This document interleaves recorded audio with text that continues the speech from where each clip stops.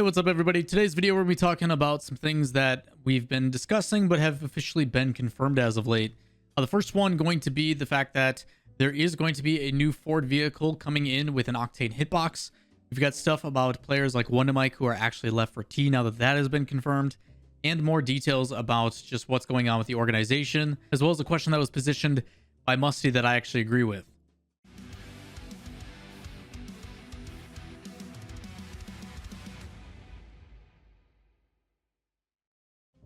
What's up everybody, Lawler here, your inside source for all things Rocket League. As I mentioned in the intro, we got a couple things to discuss, but before we do that, as always, if you enjoy the content, give it a thumbs up, hit subscribe, greatly appreciate it.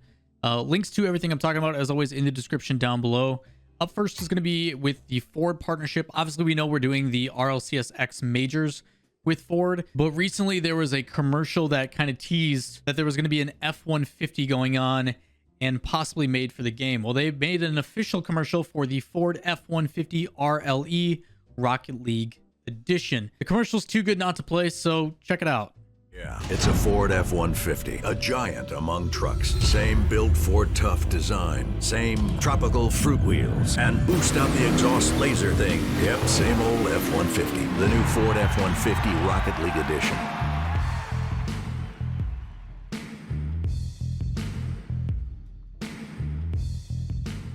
Probably the best part of that entire commercial is the wheels and how adorable they look. Kind of a fun tongue-in-cheek, like, hey, this is a super serious, tough Ford truck. And then they show the Kiwi wheels, which I think is just hilarious. So taking a look at the blog post, it does say Ford is driving into Rocket League with the Ford F-150 and esports event. And there's two things that are going on, technically three. The first one, obviously, we know that they're sponsoring the majors throughout the entire month of February. South America's this weekend. We've got Europe and North America still to go. Ford is a sponsor for those events. That's the first thing. The second thing is there is a vehicle that is coming, the Ford F-150, and with it some items as well. At the very bottom of the blog post, if you need to find that description again, check the link. There's 3 items for it and some difficulties that come with that, which I'll get into later as well. So we've got a new vehicle, some new items that are specific to that vehicle. They will not work on anything else, so keep that in mind. And it's going to be $15. 15 bucks, 1500 credits. That's kind of a lot, if I'm being honest. Most DLCs were like $2-3 bucks. So the post starts off and says, built Ford Tough. The Ford F-150 has been outfitted with rocket boost and is ready to hit the pitch. Ford F-150 Rocket League Edition bundle will be available in its own tab in the item shop from February 20th until February 28th. So you've got just over a week to buy these if you'd like to. It comes with a chairman decal. Decal is car specific, which makes sense. The RLE and SE wheels for the Ford F-150, also specific to the vehicle. It has an engine audio, a boost, and a player banner. So the only thing that you can really use at a global or all the time is the banner. Everything else is specific to the vehicle. You have to have the vehicle in order to do it. Assuming if you are a collector and would like long-term, I don't think you'll be able to trade these anyway, but all of these things, because they are part of a licensed IP, are associated to just this vehicle. It also says that at the bottom. Items included in the bundle can only be equipped by the Ford F-150, and the Ford F-150 cannot be customized with items from other licensed IPs. So if you do get this car, the items that you're getting are licensed to Ford. It is there specifically, and you cannot use them elsewhere. You can also not use other items on the vehicle. So you're pretty much left with what it shows, and maybe you can change the color.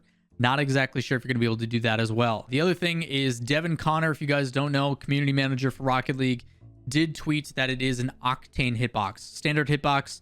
Most likely the reason they're doing it is for the simple reason of, well, hey, you know, octane's played like 99% of the time in all pro matches. Octane and Fennec both use the same hitbox. Those are the top two. Let's continue with that. We want people to actually play the vehicle. I do think it'll be super disrespectful though. The first time I see someone flip reset with a Ford F-150 or the Ford F1 Flippy is the way that I've been calling it on Twitter. In competitive play. If that actually happens, I'm going to laugh hilariously as it does happen, because it's just going to seem so ridiculous. Last but not least is there is going to be a freestyling competition. The first time that we're seeing this since the first OG All-Stars event from RLC or Rocket League Central way back. We have not seen like a true freestyle competition in a long time.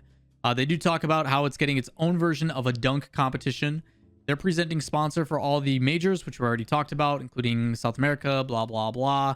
But there's going to be what is called the Ford plus Rocket League Freestyle Invitational, a brand new event featuring 8 of the best freestylers putting their skills to the test and competing for an actual 2021 Ford F150. So there's going to be 8 freestylers. They're going to be playing and trying their best trick, or kind of like a dunk competition where they get, 1 or 2 attempts, and with those attempts they get judged. We don't know the judges, we don't know who's hosting the show, we don't know any of that kind of stuff. We don't know the competitors, and that will be coming in a later date when they announce more about the event. But as of right now, it's just a teaser. We'll have to wait for more details on that one. I have some assumptions on people that will be freestyling, but other than that, I have no idea. Something announced earlier yesterday was Wondamike, who is now LFT. It is official that he is no longer with eUnited and looking elsewhere. On the eUnited Twitter page, they did end up putting out something by their general manager, Matthew Pothoff, to talk about the details of what they're doing and what they are trying to accomplish. Take a look. Hey everyone, my name is Matthew Pothoff. I'm the general manager at eUnited, and today I have an update regarding our eUnited Rocket League roster. After signing Wondamike in July of 2020, we found some success in the fall. We placed top 4 in one of the grids and qualified for the fall major. We were hoping to build off of that success in the winter, and unfortunately we had one of our worst months in eUnited Rocket League history. We fell short of qualifying for the winter major, which ultimately led us to having no possible chance of qualifying for Worlds. After evaluating the team with the players, our coach, management decided to make the decision that we would part ways with Wondamike. We spoke with his parents, we spoke with Mike, and we are deciding to mutually part ways so Mike can find a team for the upcoming transfer window. We want him to be in a position where he can find success with another team. He has an incredibly bright future. We are super thankful for all the time and energy and sweat that he put in while he was under our team and under the eUnited banner. We're wishing him the best, and we will have an update on our upcoming third after we run trials over the next 3 weeks. We appreciate the community understanding. We are committed to excellence here at eUnited, and I'm very hopeful that we will be able to put together a team that will be able to compete at the highest levels for the spring major. Thanks again, and hope you all have a great day. I replied to Wondamike's tweet myself and basically stated that there is no way that this guy does not find a new team soon, just because he is very talented.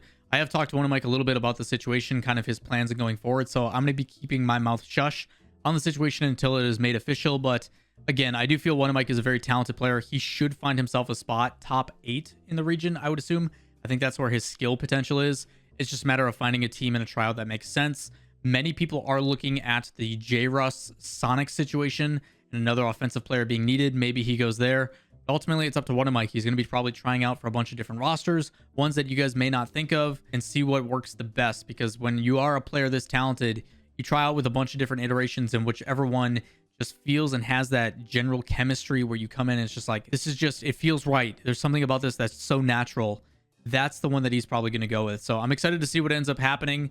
I have a couple things that he and I have talked about, but ultimately it's up to him on what happens long term. Last but not least, Musty ended up putting out a tweet saying, Rocket League, you guys should add a duplicate preset button in the garage so you can just copy and preset, make changes instead of starting from scratch. I think it's a really good idea, but as a more broad statement, I want to know if there's other quality of life things that we haven't really thought about. In the comments down below, let me know your guys' favorite quality of life things that you think are missing. I do think this is a good one. I don't customize my vehicles too much. I'm kind of I stick with what I got until I find something else I like, and then I swap it up. But overall, I think there is a lot of quality of life updates that would be pretty easy to implement. Overall is like just a giant quality of life update. I want to make a video on this as well. I've got some brewing in the back end, but if you guys want to help, put it in the comments down below. Things that you think that are missing from Rocket League, certain quality of life things. I'm not talking like new features or crazy above and beyond ideas. I'm thinking about like, this feature is good, but I wish this thing was a little bit better. The most common one is a color wheel.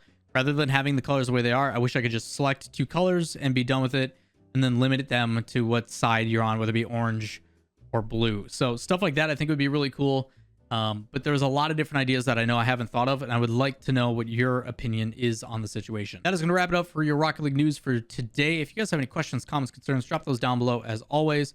And while you're down there, if you enjoyed the content, give it a thumbs up, hit subscribe, leave a comment about quality of life things you'd like to see or any other things that you do have for me. But that is going to do it. We'll catch you next time.